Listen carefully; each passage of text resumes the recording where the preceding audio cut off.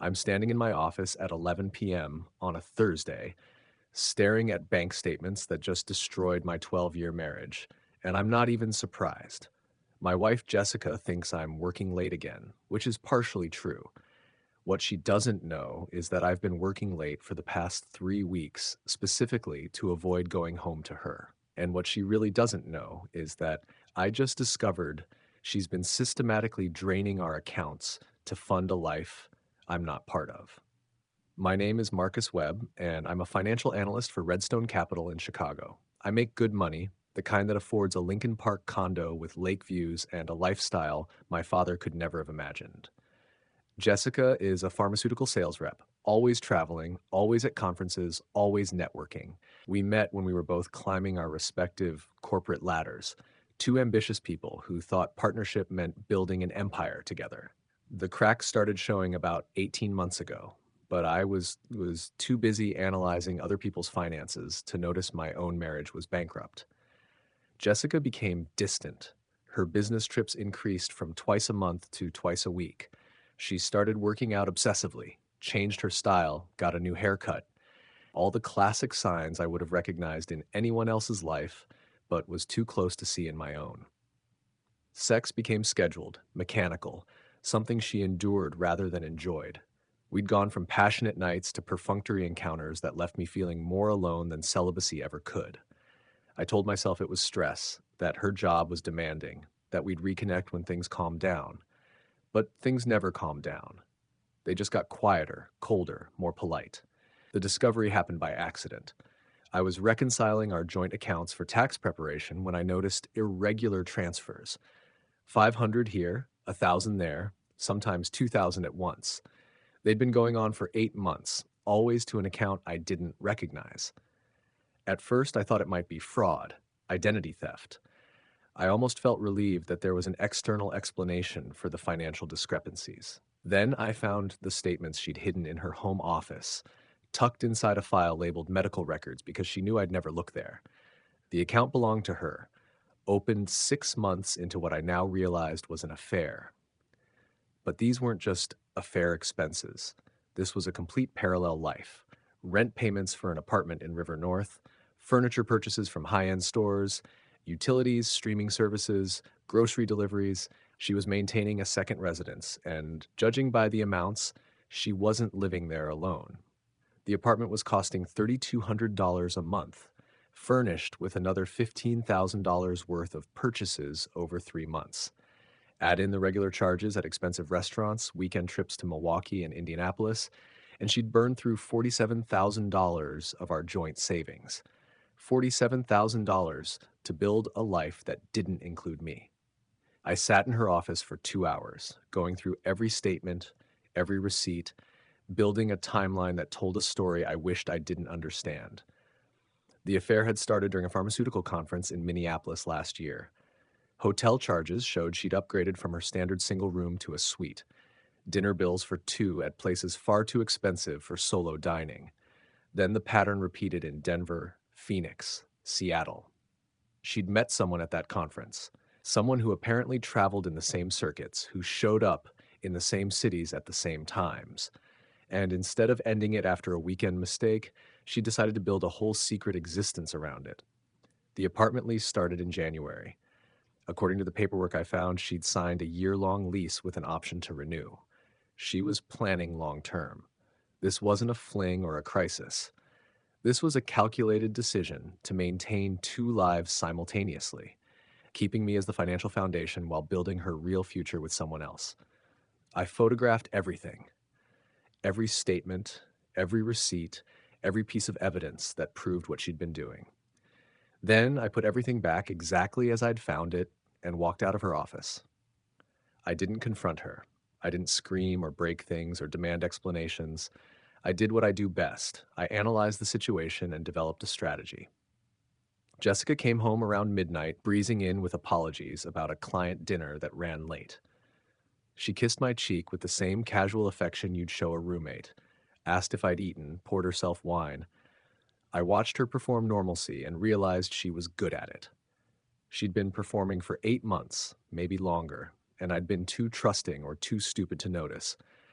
I told her I was tired and went to bed. She stayed up watching television, finishing her wine, texting someone who made her smile in ways I hadn't seen in months. I lay in the darkness of our bedroom, listening to her laugh at messages from whoever was on the other end, and made my decision. The next morning, I called Richard Kwan, the best divorce attorney in Chicago. His retainer was $25,000, which Jessica would have found ironic given she'd stolen nearly twice that from our accounts. Richard had a reputation for being ruthless, for treating divorce like corporate warfare, where the goal wasn't fairness, but total victory. I met him at his office downtown, a glass tower overlooking the Chicago River.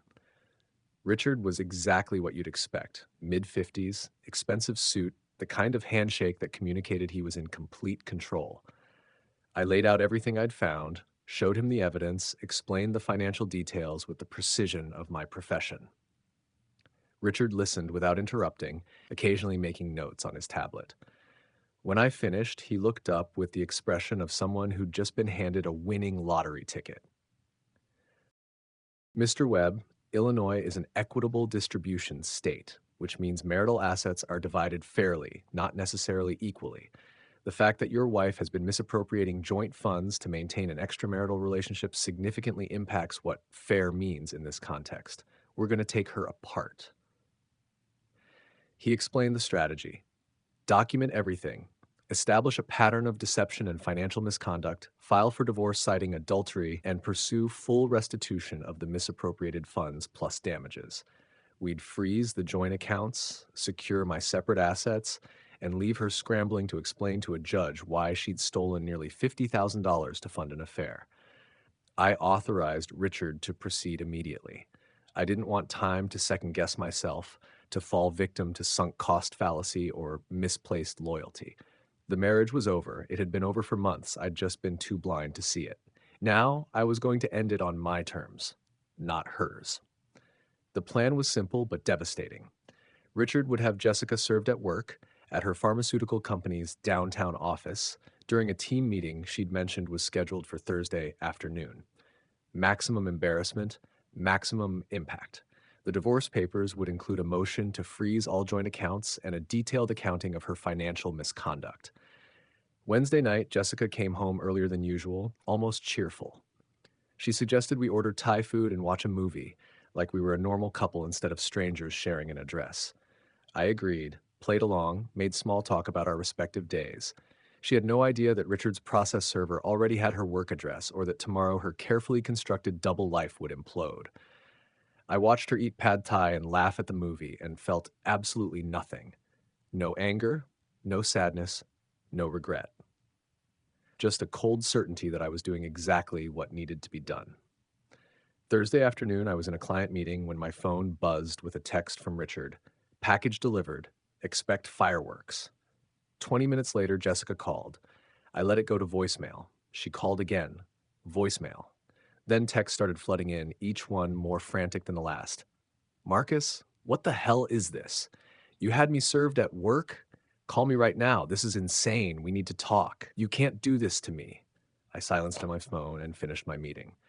When I finally checked my messages an hour later, there were 17 missed calls and 32 text messages. The evolution from confusion to anger to panic was almost clinical. By message 20, she was threatening legal action. By message 30, she was begging me to call her so we could work this out.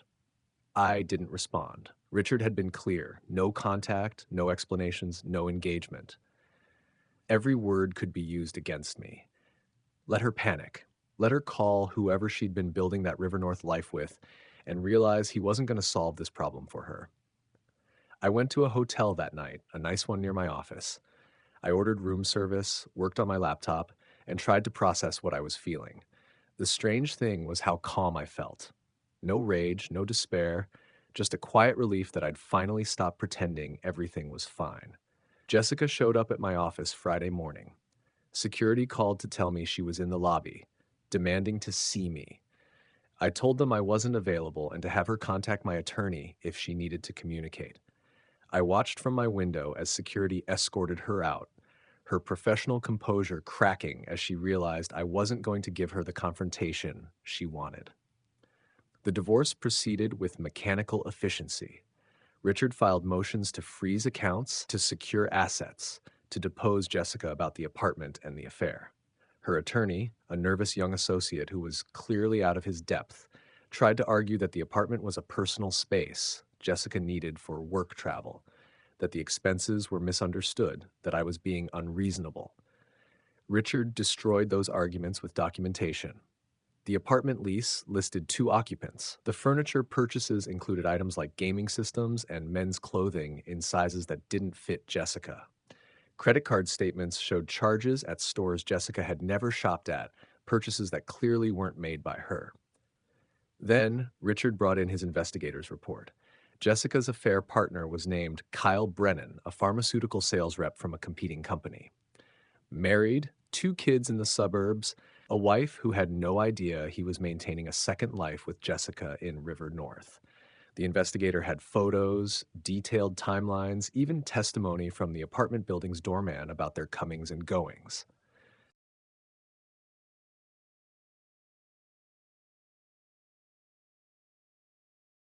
Jessica's attorney tried to negotiate. She'd give up her claim to half the condo if I dropped the financial misconduct charges. She'd take a smaller settlement if I agreed to keep the affair quiet, to not involve Kyle's employer, or his wife. She portrayed Jessica as a woman who'd made mistakes but deserved dignity and privacy. Richard's response was surgical. Your client forfeited dignity when she stole $47,000 from joint accounts to fund an affair. She forfeited privacy when she used marital assets to maintain a second residence with her lover. My client is willing to settle, but the terms are non-negotiable. Full restitution of misappropriated funds, a 70-30 split of remaining assets in Mr. Webb's favor, and Mrs. Webb assumes full responsibility for any joint debts incurred during her affair. Take it, or we go to trial and make sure every detail becomes public record. They took the settlement. Jessica didn't have a choice. Richard had built a case so airtight that taking it to trial would have been professional suicide for her attorney and personal devastation for Jessica. Kyle's wife would find out. His employer would find out. Her employer would question her judgment and ethics. She'd lose far more than money.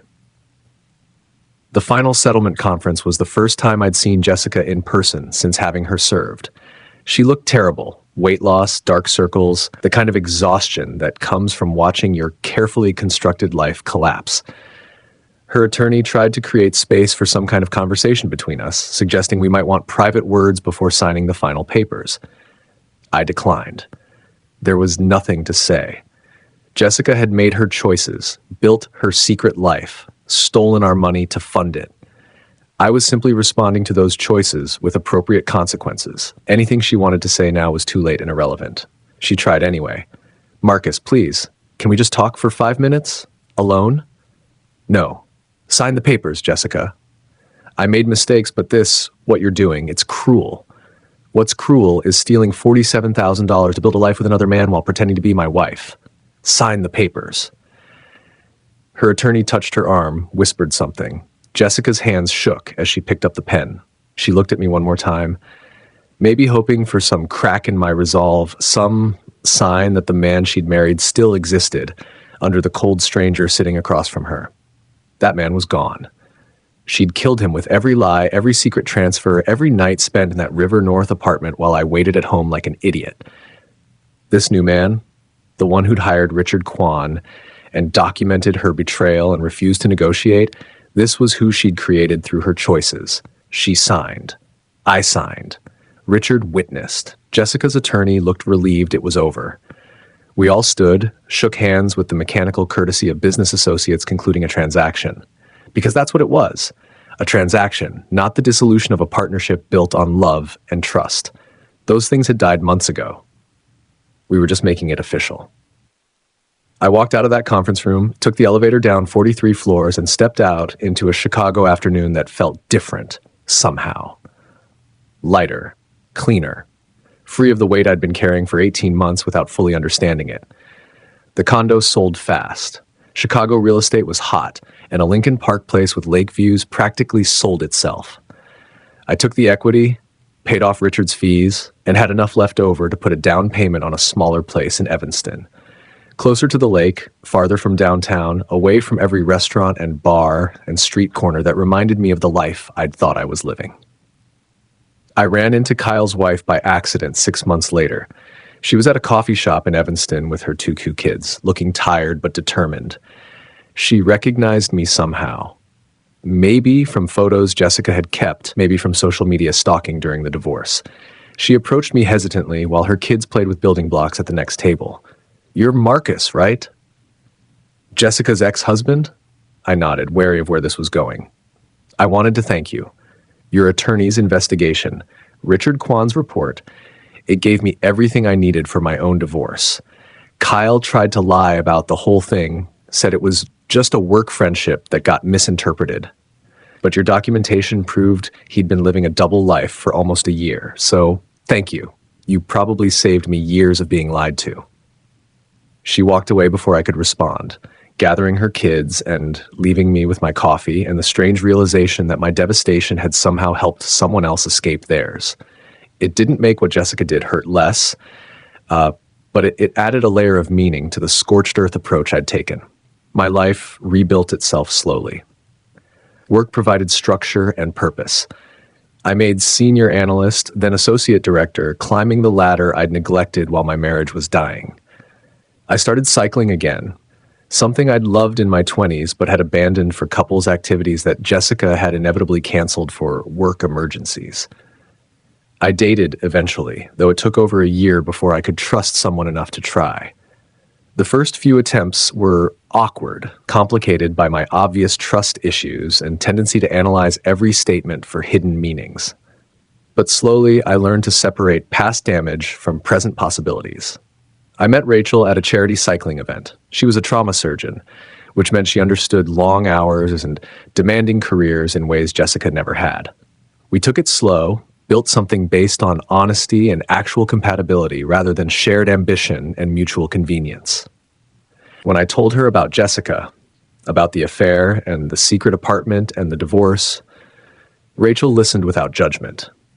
Then she said something that crystallized everything I'd been feeling. Some people treat relationships like investments they can diversify. Keep the safe, stable option while gambling on something exciting. They don't understand that the moment they start hedging, they've already decided the primary investment isn't worth their full commitment. You did the right thing liquidating your position. She was right. Jessica had diversified, kept me as her stable foundation while gambling on Kyle. When her gamble failed, Kyle went back to his wife, the apartment lease ended, her double life collapsed. She'd wanted to fall back on the safety net she'd spent months undermining. I'd refused to be that safety net. And that refusal had saved me years of being someone's backup plan. 2 years after the divorce, I was cycling along the lakefront when I saw Jessica. She was alone, sitting on a bench, looking at her phone with the kind of vacant expression that suggested she was doom scrolling rather than actually reading anything. She'd aged more than 2 years, should account for deeper lines, grayer hair, a defeated posture that was nothing like the confident pharmaceutical rep I'd married.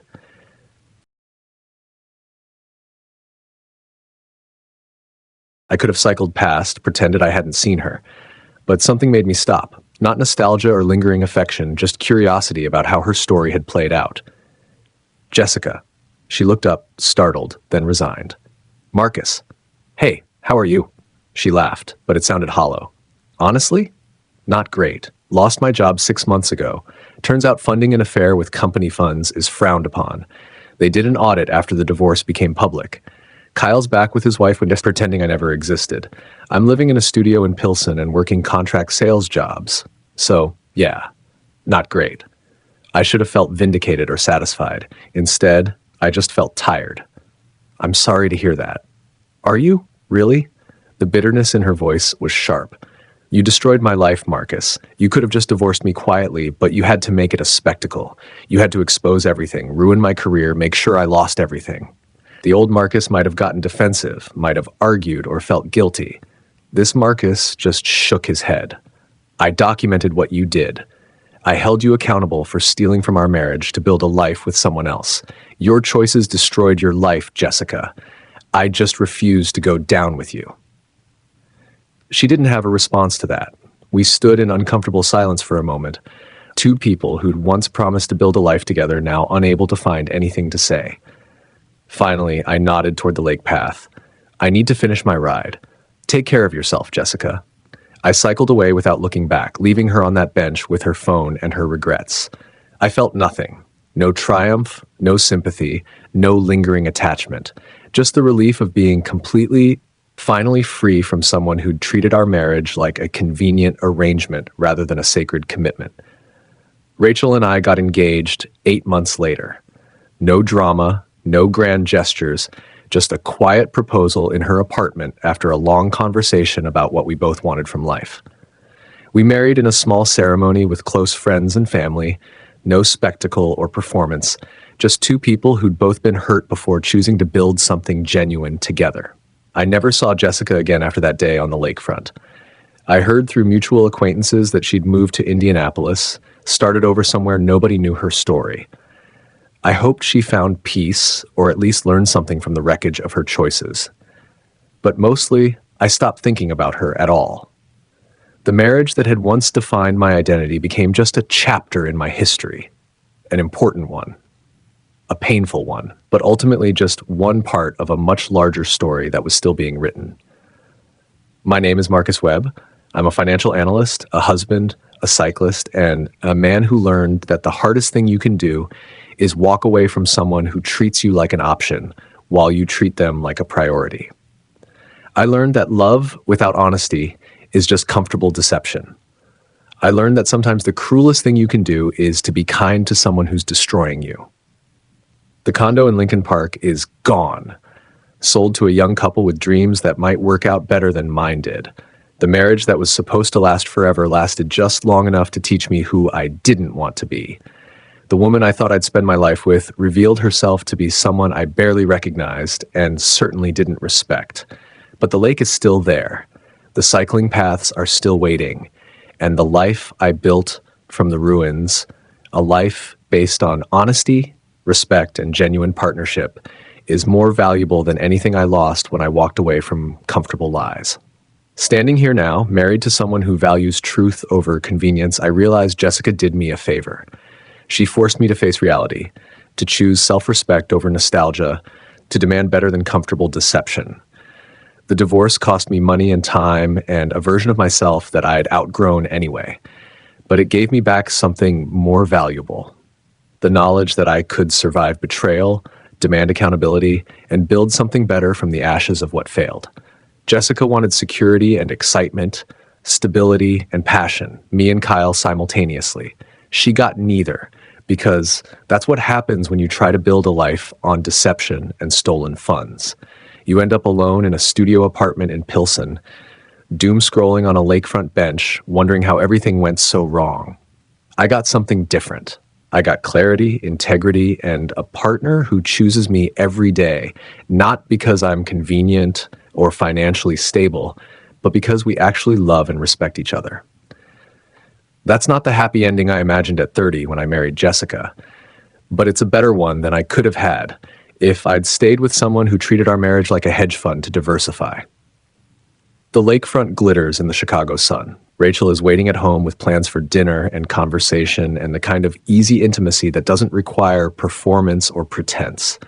My life, stripped down and rebuilt from the foundation up, finally feels authentically mine.